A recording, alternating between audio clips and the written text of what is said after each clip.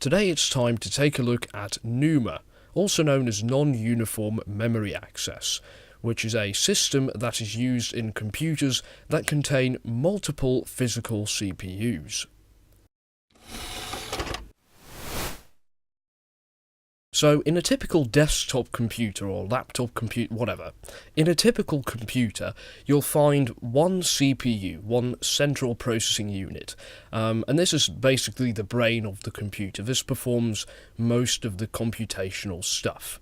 And directly connected to that CPU is a bunch of memory, which we call the random access memory, the RAM. And the connection between the CPU and the RAM is what we call a bus. So a bus is not a vehicle. In this case, a bus is simply a bunch of wires, a connection. So RAM is not storage memory, it is working memory of the CPU. This is where the CPU can temporarily store things that it's working on. Now, because RAM is working memory and not storage, it doesn't have a very high capacity. It's just a couple of gigabytes on most computers. It does need to be incredibly fast though, because it's the working memory of the CPU, and the CPU is incredibly fast. It can process a vast amount of data in a very small amount of time. So the RAM needs to be able to feed the CPU with enough data to run properly. Otherwise the CPU is going to be waiting around for data to arrive, and that is horrible for the efficiency of the computer. Luckily though, the RAM is connected to the CPU through this very fast, high-speed memory bus. So normally, in a normal computer with RAM and a CPU, the speed is not an issue. But now let's see what happens if we take, well, I don't know, a computer with 4 CPUs. So now we have got 4 CPUs. Then the question is, how are we going to connect these CPUs to the memory? So the standard approach, which we used to use a long time ago, would be to connect the CPUs to a big amount of RAM through one memory bus, as if they're just one massive CPU connected to one massive amount of RAM. But this obviously is quite a bad idea, because now you've got this standard memory bus which is designed to be fast enough for one CPU, but there are now 4 high-end CPUs connected to it. Right, they're going to be high-end. If you have a server with 4 CPUs, it's not going to be 4 Pentium or 4 Celeron CPUs, right? It's going to be 4 Xeons. It's going to be good processors. So these 4 high-end CPUs are now connected to an amount of RAM through this single bus. And that bus is obviously going to be completely saturated, and these CPUs are going to be waiting around for their data, and that's horrible. So this system will not perform that well. And the problem is that the more CPUs you add, the bigger this problem becomes.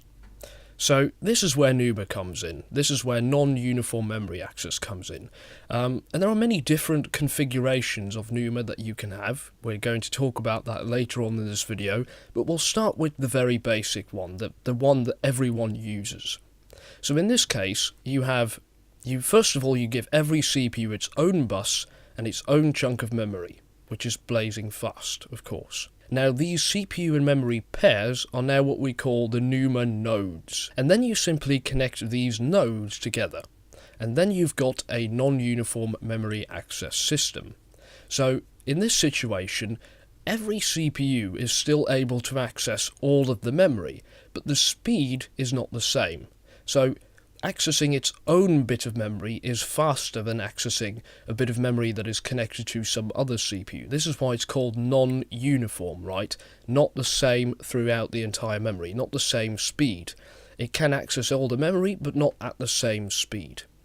So this system is really great because it means that in an ideal situation, the CPUs can all have the stuff that they're working on in their own chunk of memory, which will be very fast. And even if this is not an ideal situation, and the CPUs need to get stuff from other parts of the memory that are further away, even then, although it's a little bit slower, it's not as slow as a saturated memory bus, which you would get if you connect them all to the same bus. But we're not there yet, because although normally a Numa node is just a CPU and a bunch of RAM, it can be different. So what you can find in some systems is Numa nodes that consist out of 2 CPUs. So you can have 2 CPUs connected to one bus and one amount of memory, and then have 2 of these groups connected together. So a Numa node usually consists out of 1 CPU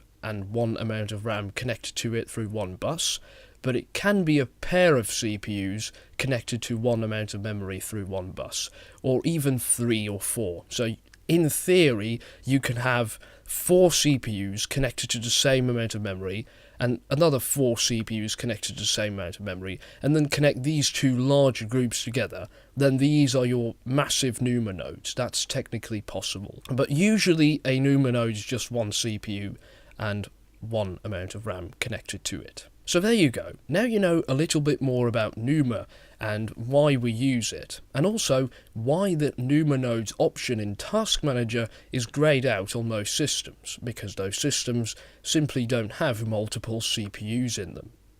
Well anyway, I hope you've enjoyed this video, and thank you for watching.